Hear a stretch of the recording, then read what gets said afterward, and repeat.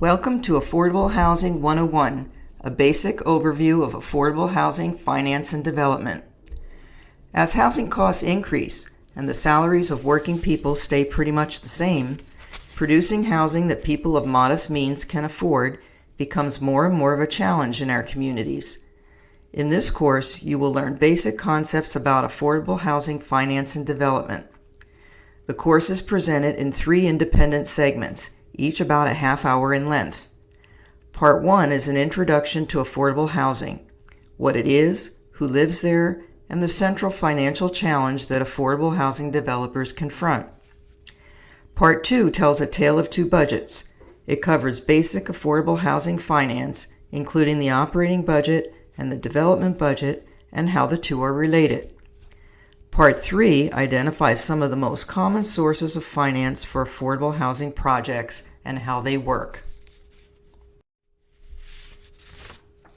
So let's get started with Part 1. What is affordable housing? Actually, affordable housing is a relative term. What may be affordable for you or me may not be affordable for our neighbor down the street. In the industry, and for the purposes of this course, we define affordable housing as good quality housing that costs no more than 30% of a household's gross monthly income for housing expense. That would be rent and/or mortgage payments, plus monthly payments for essential utilities like electric, gas, water, and so on. What kind of housing is it? All kinds. Affordable housing can be any style or age of housing, garden apartments or high-rises, new construction or renovation of existing buildings. Because it is defined by what it costs to live there, some housing in our neighborhoods is affordable because it is older or not in the best repair, and lower rents are the best that the market will bear. We call this market rate affordable housing. It occurs naturally in the market, is not regulated, and has no income restrictions for tenants. Anyone who wants to can live there. By contrast, in this course we are talking about housing where the developer agrees to rent to lower income tenants at restricted rents for some period of time, often in exchange for project financing. These restrictions usually take the form of covenants on the property and are recorded in the real estate records of the local jurisdiction. Although affordable housing can be rental or home ownership, for this course we will focus on the development of multifamily rental housing. So who lives in affordable housing? Usually the income guidelines for the tenants are set by the type of financing used to develop the property. To live there, tenants must show proof that their income is below the target income level, which is usually expressed by some percent of the median income as defined by the Federal Department of Housing and Urban Development. HUD defines low-income households as those who make less than 80% of the median income.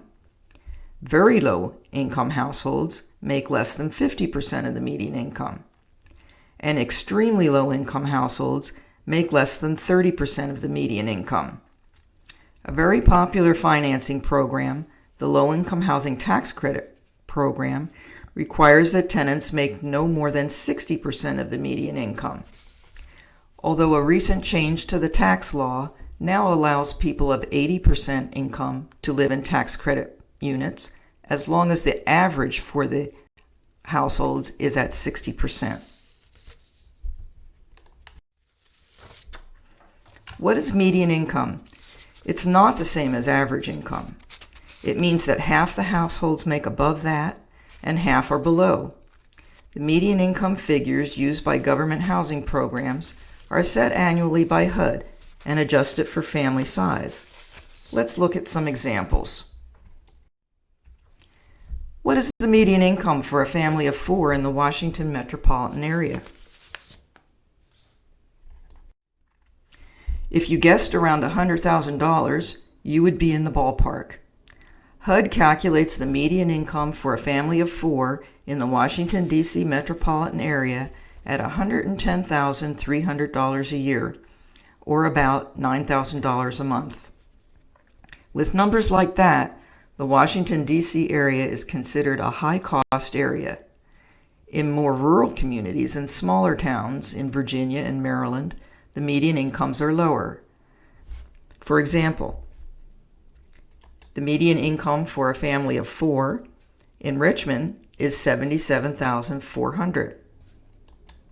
In Baltimore, it is $91,100. Each year, HUD sets the income guidelines and adjusts them for location and family size. Here's a sample of income levels for 2017. These guidelines are used to determine a household's eligibility for various federal assistance programs. The Low-Income Housing Tax Credit Program finances much of the affordable housing that is built in the United States today. The qualifying income until recently for tax credit housing is 60% of the area median income, or in the Washington area, almost $60,000 for a family of 3.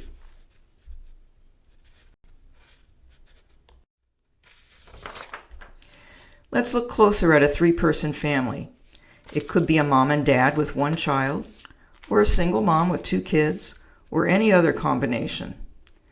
To find the amount of affordable rent, we take the annual income, divide by 12 months, and multiply that by 30%.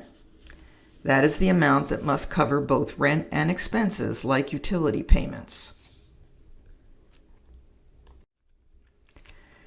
Let's look closer at a family that would qualify to live in housing financed with low-income housing tax credits. A 3-person household can make up to $59,580 a year, or almost $5,000 a month. Now, who makes that? Most people who live in affordable housing work at 1 or more jobs.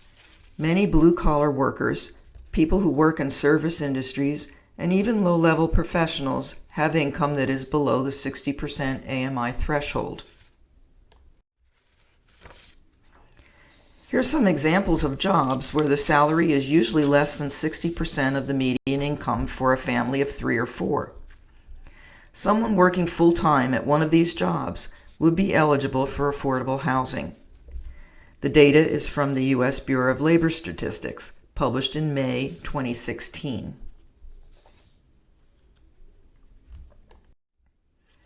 In many cases, there can be 2 wage earners working full-time in lower-paid jobs. Their income will still be less than 60% of the median income, and they will qualify to rent affordable housing.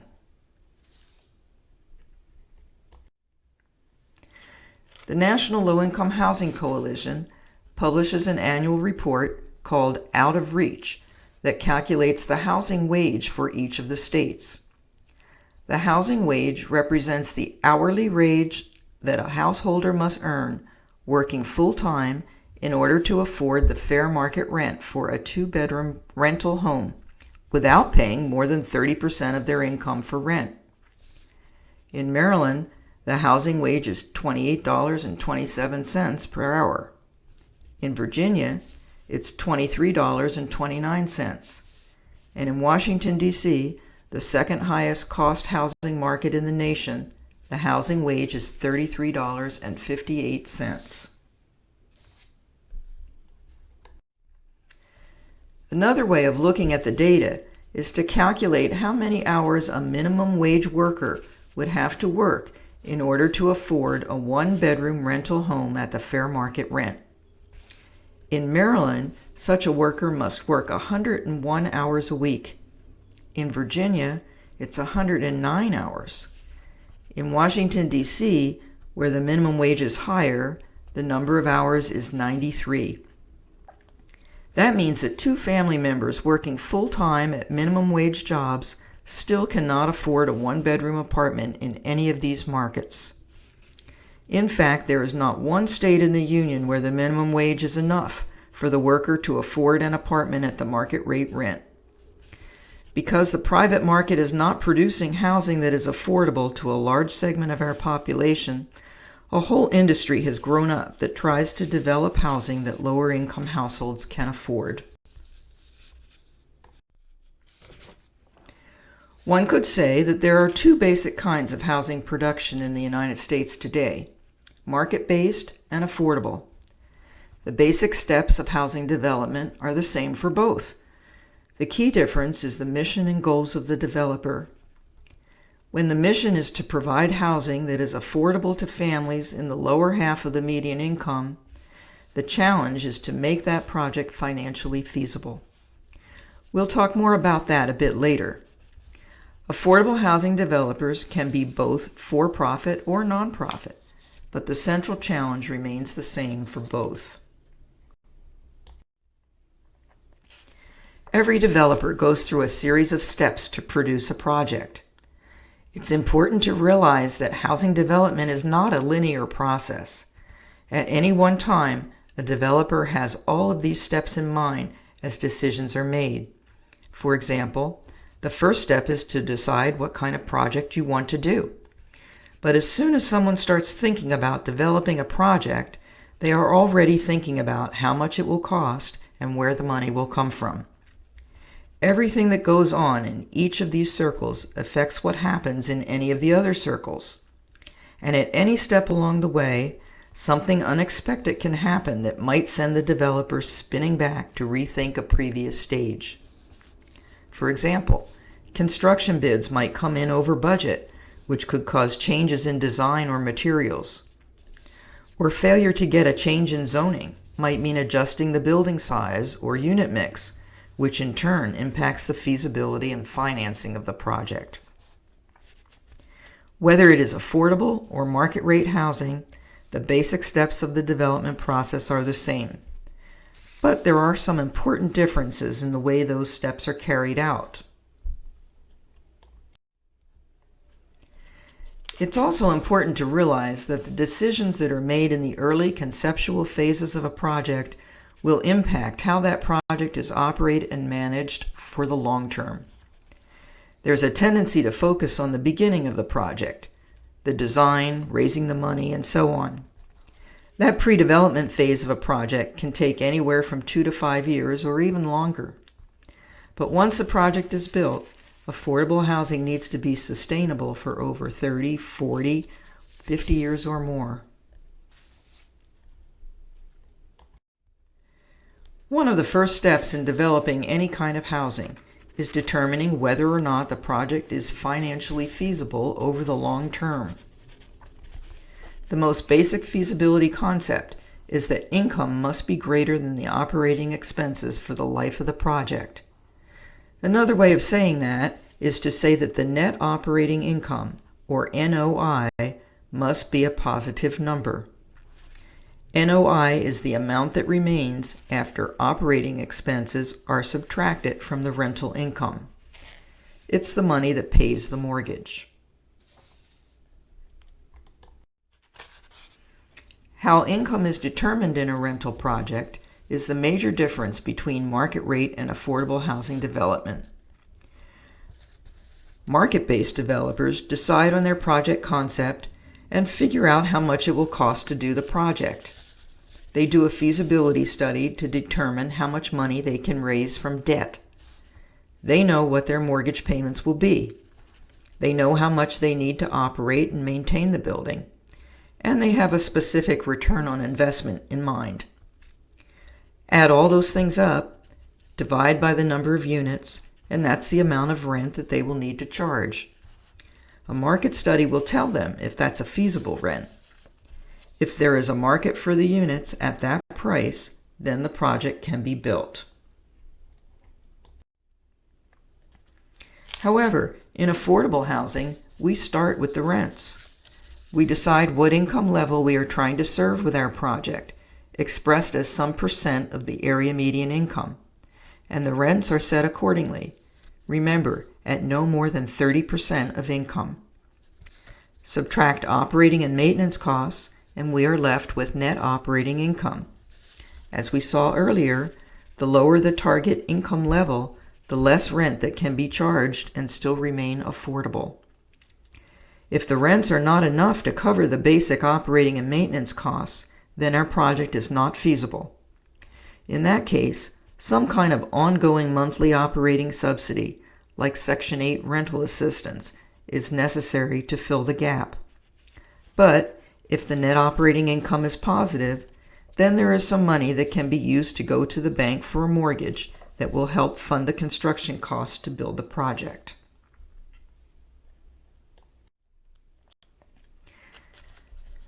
So the key to affordable housing is net operating income, and the basic challenge is, how can we make our projects financially feasible while charging rents that are no more than 30% of the income of the tenants? In the next section, we will look closer at this question and learn how rental housing feasibility is really a tale of two budgets.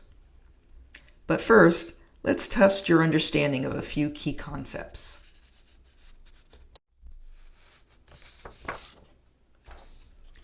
True or false? The difference between market rate and affordable housing is the quality of the housing produced. The statement is false. The difference is in the amount of rent charged for the housing. True or false? Tenants of affordable housing are usually working people who make less than $60,000 a year. True. $60,000 is roughly 60% of the median income for a family of 3 in the Washington metropolitan area. Families who make more than this amount would not qualify to live in affordable housing financed by low-income housing tax credits. True or false? Tenants of affordable housing pay no more than 30% of their income for housing expense. This is a trick question. The statement is false. Rents in affordable housing projects are set to be 30% of some targeted income level. For example, 30% of 60% of the median income. However, because most families' income will actually be somewhat less than the eligibility ceiling, the family winds up paying more than 30% of their actual income. True or false? When calculating the rent for an affordable unit, the landlord must subtract out an allowance for utilities paid by the tenant. The statement is true. The 30% number must cover rent and housing expense. Included in this rule are the essential utilities like electric, water, and gas, if paid by the tenant. But it does not include things like the TV cable bill. Congratulations! You now understand the basic premise of the affordable housing industry. Developing housing that charges rent that lower income working people can afford.